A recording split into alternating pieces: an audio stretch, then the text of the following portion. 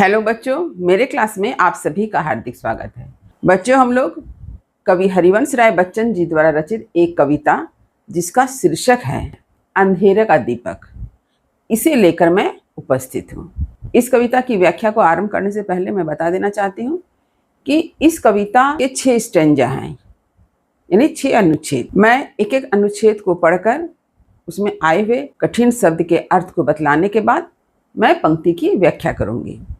यद्यपि अंधेरे का दीपक शीर्षक कविता में 6 अनुच्छेद है, इसलिए इस कविता को मैं 2 भागों में पढ़ाऊंगी। तो अब आप समझ ही गए होंगे कि आज के इस भाग में, यानी प्रथम भाग के अंतर्गत, मैं इस कविता के आधे अंश को पढ़ाऊंगी। अर्थात पार्ट 1 वीडियो में इस कविता के आधे अंश की व्याख्या आपको मिलेगी और पार्ट 2 वीडियो में शेष अंश की व्याख्या आपको मिल जाएगी। चलिए आरंभ करती हूँ अंधेरे का दीपक शीर्षक कविता की व्याख्या। अंधेरे का दीपक है अंधेरी रात पर दीवा जलाना कब मना है। कल्पना के हाथ से कमनीय जो मंदिर बना था, भावना के हाथ से जिसमें वितानों को तना था। स्वप्न ने अपने करों से था जिसे रुचि से संवारा, स्वर्ग के दुष्प्राय रंगों से रसों से जो सना था। ढह गया वह तो जुटाकर ईंट पत्थर कंकड़ों को एक अपनी शांति की कुटिया बनाना कब मना है अंधेरी रात पर दीवा जलाना कब मना है। तो अब इस भाग में आए हुए कठिन शब्द के अर्थ को देख लेते हैं। तो देखिए, कठिन शब्द के अर्थ। दीवा, दीवा का अर्थ होता है दीपक, दीपक यानी दिया। कमनीय यानी सुंदर, मनोहर, आकर्षक। चित्ताकर्षक यानी हृदय को सुंदर लगने वाला, हृदय को आकर्षक लगने वाला। चित्त यानी हृदय। भावना यानी भाव, विचार। वितान का अर्थ होता है चंदोवा या तंबू। चंदोवा तंबू का अर्थ क्या हुआ? जैसे कोई चीज को आप विस्तार से फैला देते हैं।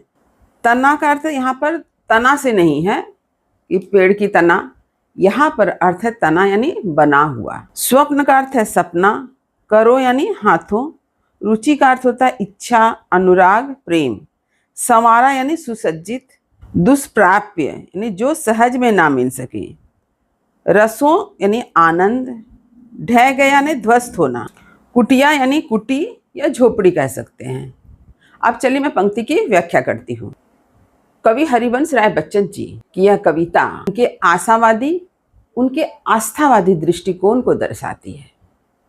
तो आशावादी दृष्टिकोण का क्या अर्थ हुआ कि जैसे कि यदि किसी के मन में अपने जीवन में होने वाली विभिन्न घटनाओं से क्या होता है, निराशा उत्पन्न होती है। यानी जीवन में इतने संकट, इतने मुसीबत आ गए हैं कि व्यक्ति के हृदय में निराशा उत्पन्न होती है, परंतु वह व्यक्ति निराशा से घबराता नहीं है, बल्कि उम्मीद का दामन थामे रहता है। वह अपने हृदय में उम्मीद का दीपक जलाकर उन संकटों से, उन मुसीबतों से, निराशा के क्षण से जूझता है और क्या करता है, इस पर विजय प्राप्त करता है। इसका परिणाम क्या होता है कि वह इन मुसीबतों और संकटों से संघर्ष करके इन पर विजय प्राप्त करता है। उसके जीवन में क्या होता है, हम उम्मीद देखते हैं। यहाँ पर इसी भाव को कविता में प्रस्तुत किया गया है कि व्यक्ति को कभी भी जीवन में आने वाले संकटों से, मुसीबतों से घबराना नहीं चाहिए। हम सभी जानते हैं कि मनुष्य का जीवन कैसा है, सुख दुख मिश्रित है, परंतु यहाँ सुख भी स्थायी नहीं है, दुख भी स्थायी नहीं है। इसलिए हमें इस सत्य को स्वीकार करके कभी भी दुख से घबराना नहीं चाहिए, क्योंकि जिस तरह से सुख के बाद दुख का आगमन हुआ है, ठीक इसी तरह से आप धैर्य रखें और इन मुसीबतों का सामना करें। आप देखेंगे कि दुख के बाद पुनः सुख का समय आपके जीवन में आएगा। इसी बात को कवि ने यहाँ पर प्रस्तुत किया है कि हमें अपने जीवन में कभी निराश नहीं होना चाहिए। आप लोगों ने कवि हरिवंश राय बच्चन जी की एक कविता नीड़ का निर्माण फिर तो पढ़ा ही है। आप लोगों ने हरिवंश राय बच्चन जी की एक कविता नीड़ का निर्माण फिर पढ़ा ही है। उस कविता में भी यही भाव है। उस कविता में आप लोगों ने क्या पढ़ा था कि आंधी आने पर चिड़िया का घोंसला टूट जाता है, लेकिन चिड़िया हार नहीं मानती है। आंधी के समाप्त होते ही वह क्या करती है, अपने चोंच में तिनका लेकर पुनः दिखाई देती है आसमान में उड़ते हुए और पुनः नए घोंसले का निर्माण करती है। वह चिड़िया आंधी से हार नहीं मानती है। इस कविता के अंत में कवि ने क्या लिखा है, नाश के दुख से कभी दबता नहीं निर्माण का सुख, लय की निस्तब्धता से सृष्टि का नवगान फिर। यानी किसी चीज का विनाश हो जाएगा, इसलिए हम लोग निर्माण करना नहीं छोड़ते हैं। जब प्रलय आता है तभी सृष्टि भी होती है। इसलिए हमें विकट परिस्थितियों को देखकर घबराना नहीं चाहिए, बल्कि हमें अपने हृदय में उम्मीद का दीपक जलाए रखना चाहिए। यह है कविता का प्रसंग। देखिए, है अंधेरी रात पर दीवा जलाना कब मना है। कवि कहते हैं कि रात अंधकार से भर गई है, रात अंधकार युक्त है। कवि कहते हैं कि रात अंधकारमय है, लेकिन आपको तो दीपक जलाने से किसी ने नहीं रोका है। यदि आप रात के अंधकार को दूर करना चाहते हैं तो आपको क्या करना पड़ेगा? दीपक जलाना पड़ेगा। दीपक जलाने से आपको किसी ने नहीं रोका। ये आपके ऊपर निर्भर है कि आप अंधकार को दूर करने के लिए दीपक जलाते हैं या यूं ही बैठे रहते हैं। यानी दीपक जलाना यानी प्रयास करना। कहने का तात्पर्य यह है कि यदि किसी व्यक्ति के जीवन में दुख कष्ट का अंधकार छा जाए तो उस व्यक्ति को किसी ने यह तो कहा नहीं है कि आप चुपचाप बैठे रहिए, आप दुख से हार मान लीजिए, ये किसी ने नहीं कहा है। तो वह व्यक्ति इस दुख कष्ट से संघर्ष कर सकता है, दुख कष्ट को दूर करने के जो उपाय हैं उसे कर सकता है। दुख और कष्ट से पार उतरने के लिए उसे जो जो करना चाहिए वो जरूर करना चाहिए।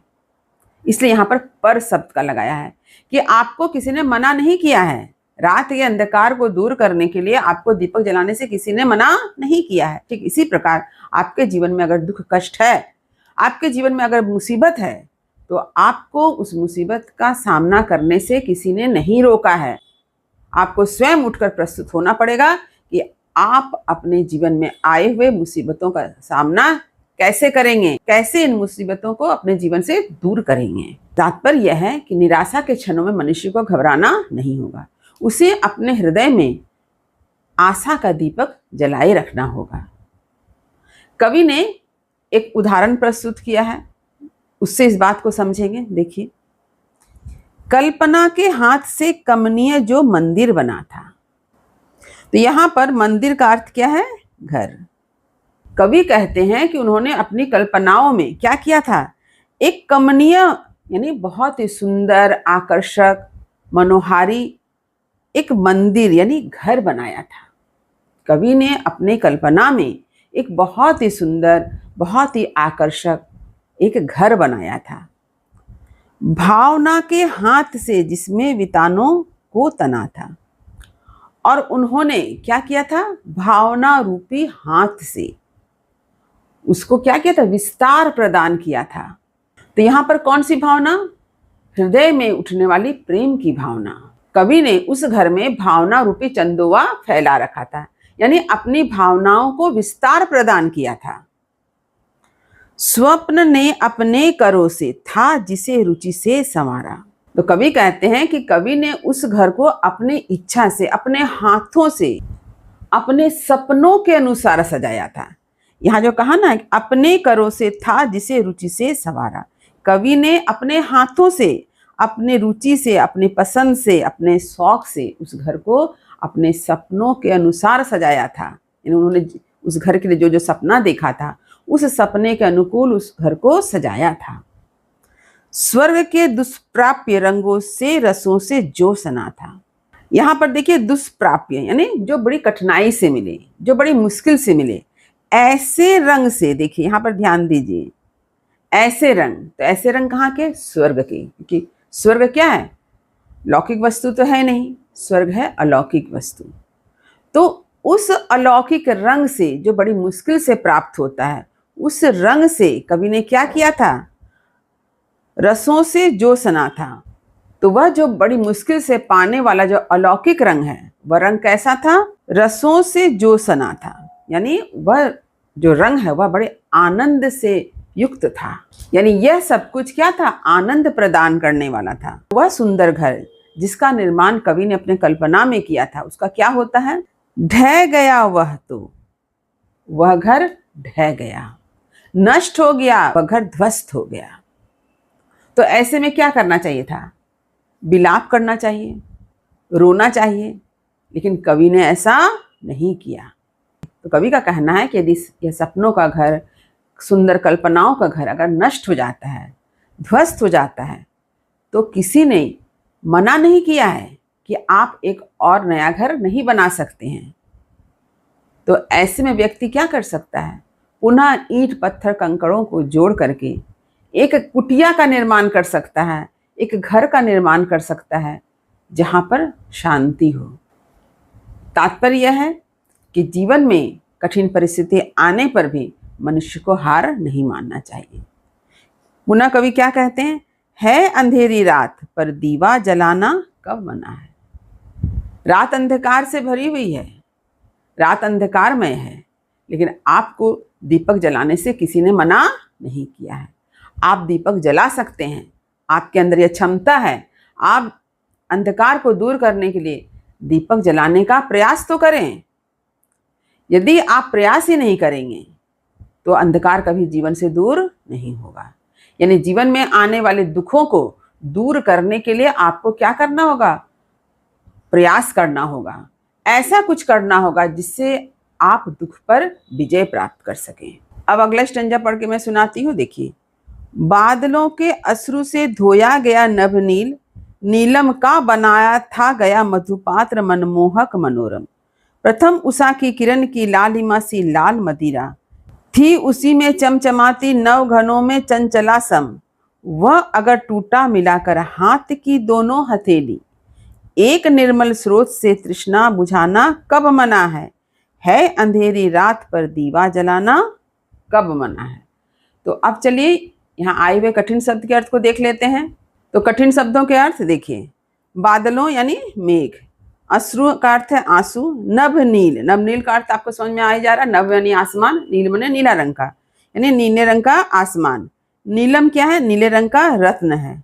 मधुपात्र, मदिरा या शहद रखने का बर्तन। मनमोहक यानी मन को मोहने वाला। मनोरम यानी सुंदर आकर्षक। उषा, सुबह का सूर्य जो लालिमा युक्त होती है उसे कहते हैं उषा काल, यानी सूर्य का एक नाम है। लालिमा यानी लाली, लाल होने का भाव छिपा है इसमें। मदिरा का अर्थ है शराब। चमचमाती, चमचमाती माने चमकती हुई, चमकदार, प्रकाश से भरपूर। नव का अर्थ है नया, घन यानी बादल। चंचला कहा गया है बिजली को। निर्मल का अर्थ है साफ स्वच्छ। स्रोत यानी उद्गम, स्रोत का अर्थ झरना भी हो सकता है। तृष्णा का अर्थ है प्यास। अब चलिए मैं पंक्ति की व्याख्या करती हूँ। अब यहाँ पुनः हरिवंश राय बच्चन जी ने एक कल्पना की है। क्या कल्पना है देखिए। बादलों के अश्रु से धोया गया नभनील। बादलों के अश्रु, बादलों के अश्रु क्या है? वर्षा का जल, यानी बादल जब बरसते हैं तो क्या देखते हैं हम लोग? जल बरसता है, इसी जल को कहा गया है अश्रु। तो जब बादल आसमान से बरसता है जल बन के, उसके बाद आसमान कैसा हो जाता है? आसमान साफ हो जाता है, आसमान का रंग नीला हो जाता है। इसलिए कहा है बादलों के अश्रु से धोया गया नभनील। बादलों ने क्या किया है? उस जल से पूरे आसमान को धो दिया। ये क्या? बादल के अश्रु हैं। नीलम का बनाया गया था मधुपात्र मनमोहक मनोरम। अब कवि कहते हैं कि नीलम यानी एक प्रकार का जो नीलम रत्न होता है उससे क्या बनाया गया है? एक मधुपात्र यानी शराब रखने का एक बर्तन बनाया गया है, पात्र बनाया गया है जो बड़ा ही मनमोहक है, मन को मोहने वाला है, मन को अच्छा लगने वाला है। आप कल्पना देखिए। सबसे पहली कल्पना क्या है कवि ने की है कि बादलों ने अपने जल से पूरे आसमान को धो दिया, जिससे आसमान निखर उठा है। किस रंग में? नीले रंग में। आसमान नीले रंग का हो गया है। और कवि की यह कल्पना है कि बादल का जल क्या है? उसके आंसू हैं। कवि की दूसरी कल्पना है कि नीलम यानी एक रत्न जो है नीले रंग का, उससे एक मधुपात्र यानी शराब रखने का, मदिरा रखने का एक पात्र बनाया गया है जो अत्यंत सुंदर और मनमोहक है। तो स्वाभाविक है कि जिस पात्र की रचना रत्नों से होगी वह पात्र तो सुंदर होगा ही। प्रथम उषा की किरण की लालिमा सी लाल मदिरा।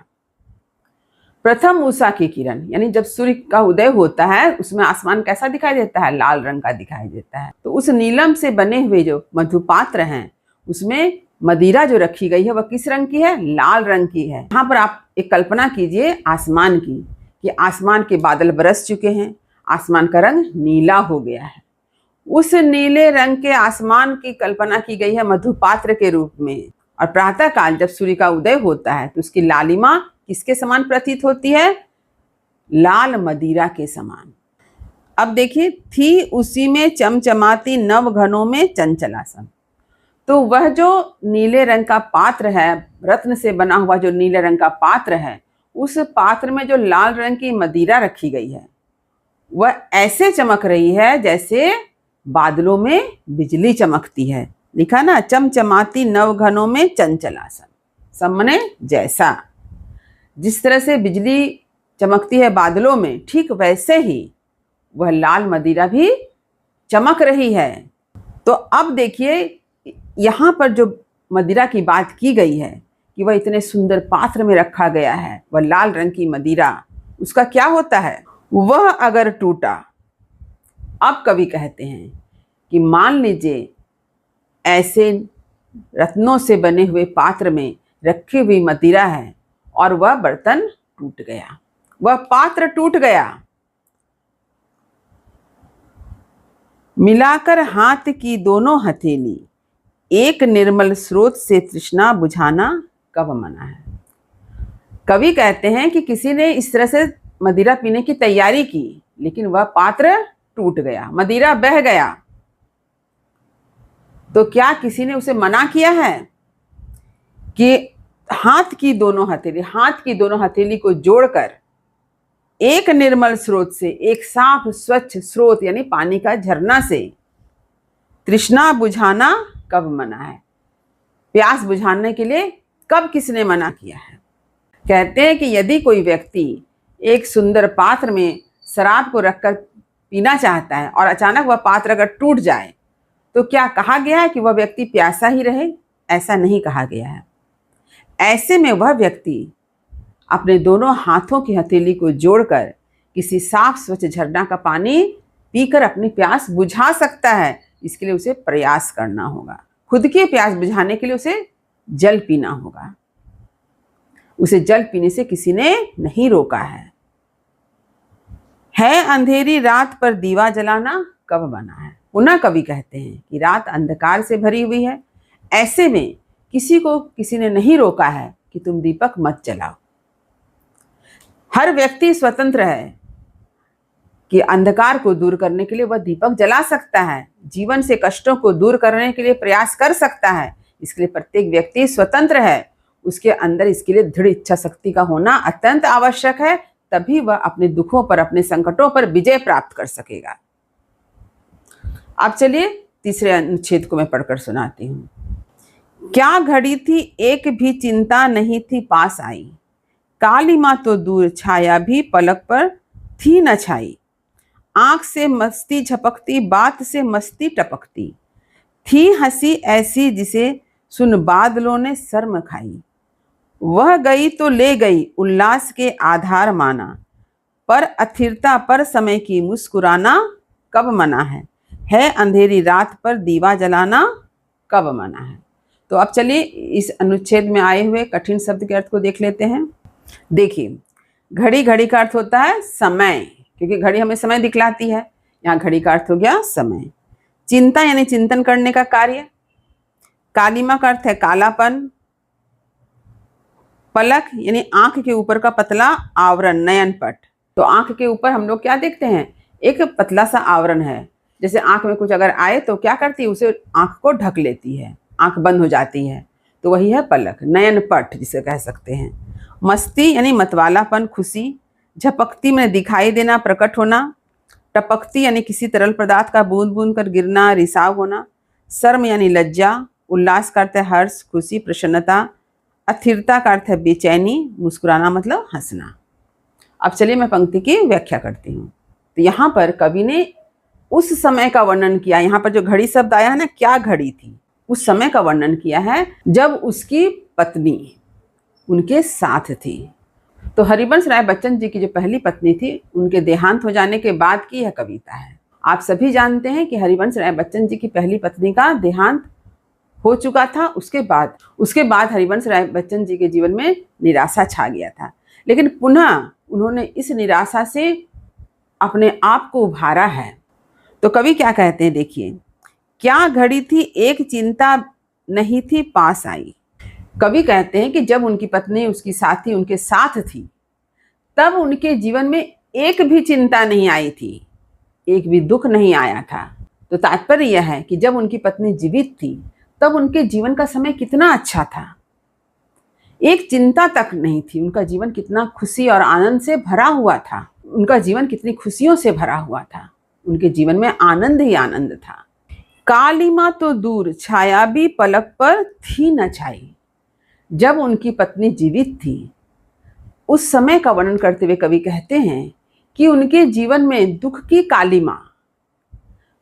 कालिमा तो थी ही नहीं, ना ही उनके पलकों पर कभी दुख की छाया ही पड़ी थी। यानी उनके जीवन में दुख था ही नहीं।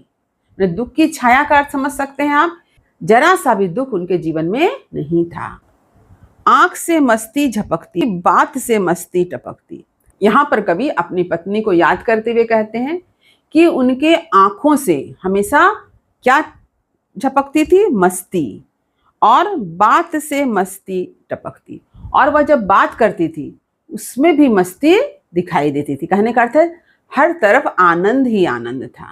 यानी उसकी आंखों में भी आनंद की झलक थी और बातों में भी आनंद की झलक थी हंसी ऐसी। कवि कहते हैं कि उसकी हंसी ऐसी थी, उसकी खिलखिलाहट ऐसी थी, जिसे सुन बादलों ने शर्म खाई। जिसे सुनकर बादल भी शर्मा गए। कहने का तात्पर्य है कि उसकी हंसी के सामने, उसके खिलखिलाहट से दुख के बादल भी दूर चले गए। इस बात को यहां पर कवि बतलाना चाहते हैं। वह गई तो ले गई, उल्लास के आधार माना। कवि कहते हैं कि जब उनकी पत्नी की मृत्यु हो गई तो ऐसा लगा कि उसकी पत्नी ने उसके जीवन से सारा उल्लास का जो कुछ भी आधार था सब कुछ अपने साथ ही लेके चली गई। कवि के जीवन से उल्लास का आधार, खुशियों का आधार सब समाप्त हो गया। तो तात्पर्य यह है कि कवि के जीवन में उसकी खुशी का आधार कौन था? उनकी पत्नी थी। और जब उनकी पत्नी उसके जीवन से चली गई, यानी जब पत्नी की मृत्यु हो गई, तो उसके जीवन से सारा सुख, उल्लास सब समाप्त हो गया।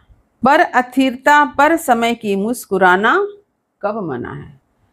अब कवि कहते हैं कि समय कभी रुकता नहीं है, समय हमेशा आगे बढ़ता है। हरिवंश राय बच्चन जी की कविता है, जो बीत गई सो बात गई। जो समय बीत जाता है उसे बीता हुआ ही समझना चाहिए, उससे हमें कुछ सीखना चाहिए ताकि हम अपने जीवन को और अच्छा बना सके।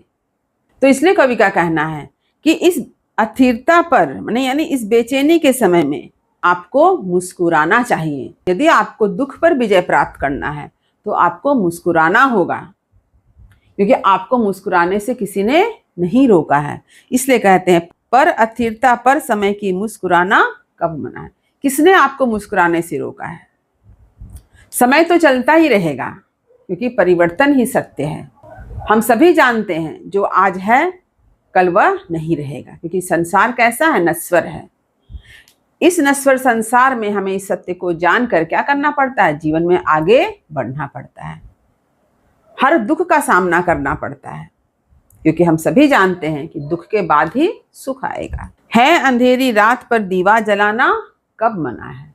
कवि पुनः कहते हैं कि रात अंधकारमय है, अंधकार से युक्त है, पर आपको उस अंधकार को दूर करने के लिए किसी ने दिया जलाने से रोका नहीं है। आप अंधकार को दूर करना चाहते हैं तो दिया अवश्य जलाएं। आपको किसी ने नहीं रोका है, किसी ने मना नहीं किया है। यानी आपके जीवन में अगर दुख है तो उस दुख से जूझने का प्रयास, दुख से उभरने का प्रयास आपको ही करना पड़ेगा, आपको किसी ने रोका नहीं है। इसी सत्य को कवि ने यहाँ पर प्रस्तुत किया है कि यह संसार कैसा है, नश्वर है। और इस नश्वर संसार में हम लोग सभी जानते हैं नाश और निर्माण, प्रलय और सृष्टि, सुख और दुख, ये हमेशा साथ साथ चलते हैं। जब तक नाश नहीं होगा तब तक निर्माण नहीं होगा, जब प्रलय होगा तभी सृष्टि होगी, जब दुख आएगा जीवन में तभी सुख आएगा। तो दोनों को हमें समान रूप से स्वीकार करके जीवन में आगे बढ़ना चाहिए। तो उम्मीद करती हूँ कि इस कविता का अर्थ आपने अच्छी तरह से समझ लिया होगा। यदि कहीं कुछ समझने में दिक्कत हुई हो तो कमेंट अवश्य करें, वीडियो को लाइक करें और सभी पढ़ने वाले विद्यार्थियों में शेयर करना ना भूलें। जो बच्चे मेरे चैनल पर नए हैं वे चैनल को सब्सक्राइब जरूर कर लें ताकि हर नई वीडियो का नोटिफिकेशन आपको समय समय पर मिल सके। अगले वीडियो में इस कविता के बाकी बचे हुए अंश के साथ मैं पुनः आपसे मिलूंगी। तब तक पढ़ते रहिए, जीवन में आगे बढ़ते रहिए। मेरी शुभकामनाएं आप सभी बच्चों के साथ है। धन्यवाद।